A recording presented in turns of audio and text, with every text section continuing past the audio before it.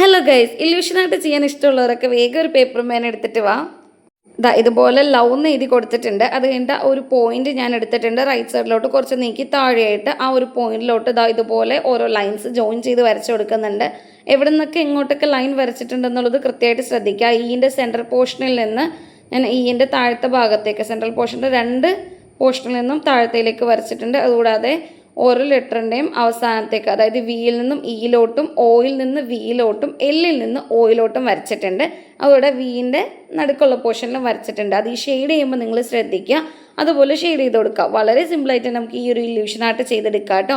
ഞാൻ ഇവിടെ ഒരു ലൈൻ വരയ്ക്കാൻ വിട്ടുപോയിട്ടുണ്ടായിരുന്നു. ഈയുടെ ഒരു സൈഡിൽ നിന്ന് താഴത്തോട്ടുള്ള ഒരു ലൈൻ, അത് ഞാനിപ്പോൾ എക്സ്ട്രാ ആഡ് ചെയ്തിട്ടുണ്ട്. അതൊന്ന് ശ്രദ്ധിച്ച് നോക്കുക. അത് ഇതുപോലെ ഒരു ബ്ലാക്ക് കളർ യൂസ് ചെയ്തിട്ട് കളർ ചെയ്തും കൂടി കൊടുക്കുക.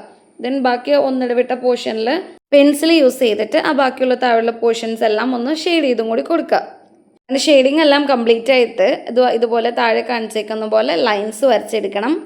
ആ ഒരു മാർജിൻ പോലെ വരച്ചിരിക്കുന്നത് ഞാനൊരു ബ്ലാക്ക് കളർ യൂസ് ചെയ്തിട്ട് രണ്ടാമതൊന്നുകൂടി ഞാൻ വരച്ച് കാണിക്കുന്നുണ്ട്. അതിൻ്റെ അപ്പുറം മുകളിലും താഴെ സൈഡിലായിട്ട് വരച്ചിട്ടുള്ള ലൈൻസിൻ്റെ അവിടെ വെച്ചിട്ട് നമ്മൾ കട്ട് ചെയ്ത് കൊടുക്കണം.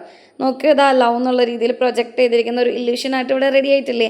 വീഡിയോ ഇഷ്ടപ്പെട്ടാൽ like, subscribe and comment below. അടുത്ത വീഡിയോ ആയിട്ട് കാണാം കേട്ടോ.